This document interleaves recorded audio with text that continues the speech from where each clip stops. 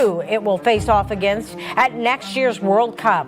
Now less than 200 days away, next summer's global competition will take place in cities across 3 countries, the U.S., Mexico, and Canada.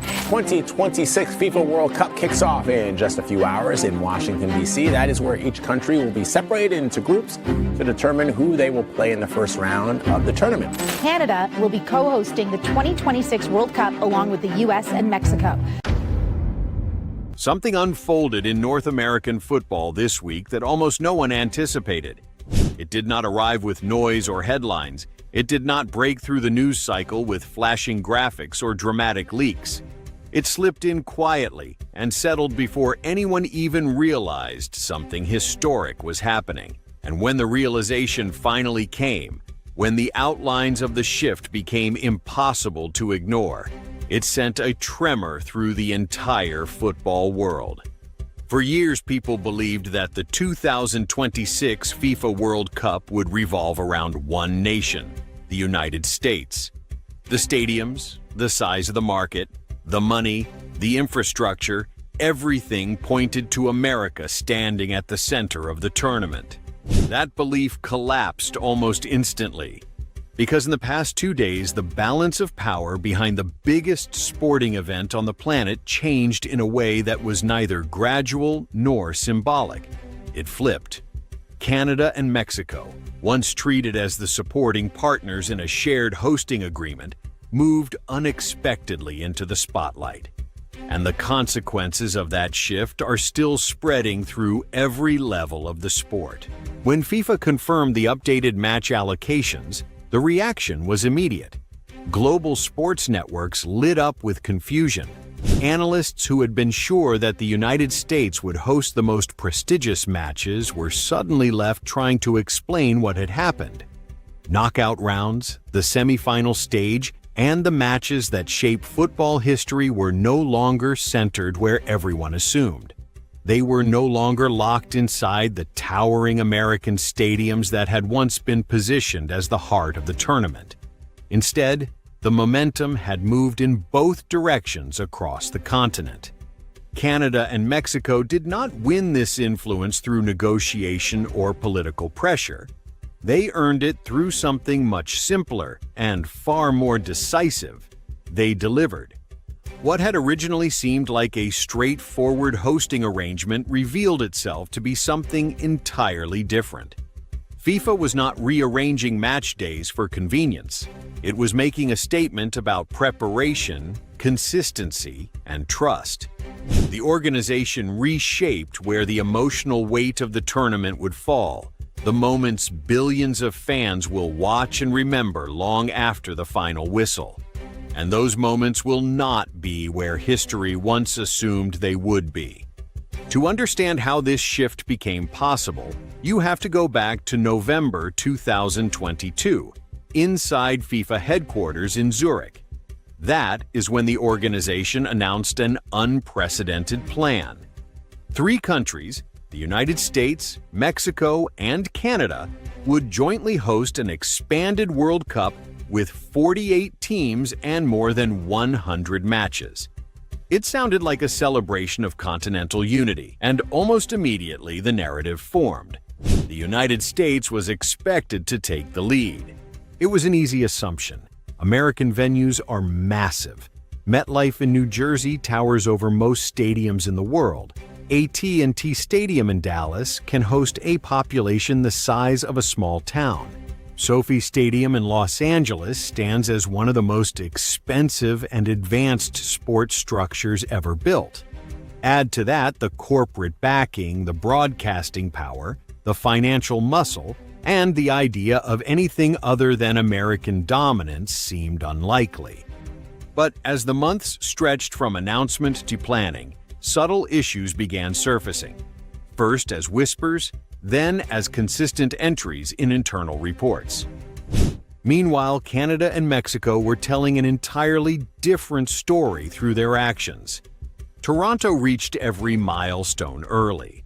Vancouver completed renovations without triggering budgeting disputes or political delays. Inspections in both cities earned praise for professionalism and attention to detail. In Mexico, the picture was equally impressive. Estadio Azteca, a stadium woven deeply into football history, completed major upgrades that honored its legacy while meeting every modern requirement. Stadiums in Guadalajara and Monterrey followed with the same level of disciplined planning. Two tracks appeared, one filled with explanation and reassurance, the other filled with results. That contrast grew sharper until it hit a breaking point. On September 8, 2024, FIFA President Gianni Infantino reviewed a comprehensive set of updated hosting reports during a private meeting in Doha. The differences among the three nations were now obvious. 7 American cities had missed construction deadlines, 3 were over budget, 2 were stuck in political disputes. Canada had met every requirement early. Mexico delivered renovations and transportation upgrades with precision. From that moment, the direction of the tournament began to change. Quietly at first, a quarterfinal expected for Dallas was reassigned to Mexico City. A knockout match anticipated for New Jersey moved to Toronto. At first, these changes looked minor, the kind of adjustments that happen behind the scenes.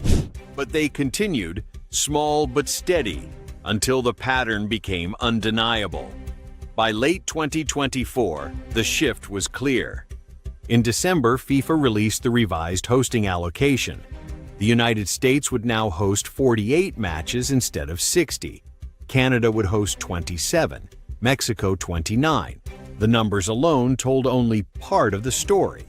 The more meaningful revelation came from which matches had moved. Canada and Mexico were awarded some of the most important fixtures in the entire tournament. One semifinal, a match watched by billions and remembered for generations, will take place in Toronto. Another is being prepared for Mexico. These games transform nations. They define the tournament. They turn players into legends. For the first time in modern football history, those defining moments will not unfold inside American stadiums.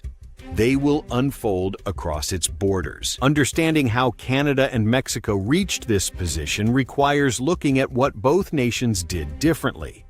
Canada approached the tournament with national coordination rarely seen in large sporting events. Federal and provincial governments aligned. Infrastructure was built or upgraded on schedule. Budgeting was straightforward. FIFA inspectors praised Canadian venues for clarity, organization, and readiness. The rapid growth of Canadian football culture added a level of energy and commitment that surprised officials. Mexico leaned on experience, tradition, and a deep national passion for the sport. Its stadiums deliver an atmosphere few nations can replicate. Renovations were completed with care and efficiency. Transportation systems expanded.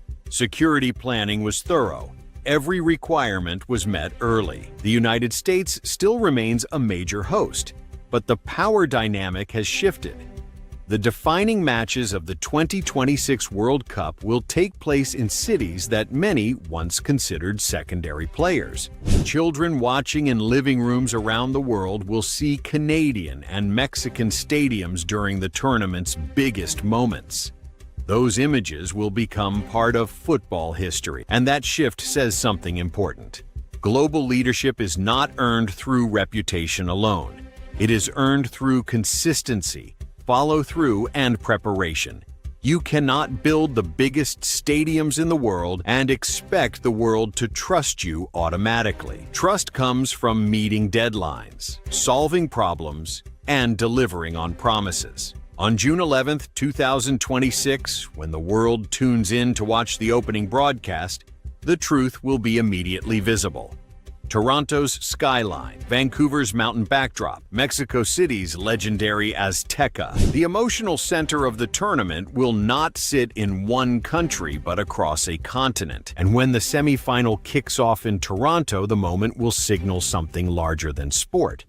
For Canada, it marks an arrival. For Mexico, it continues a legacy. For the United States, it becomes a reminder that leadership must be shown in the present, not declared from the past.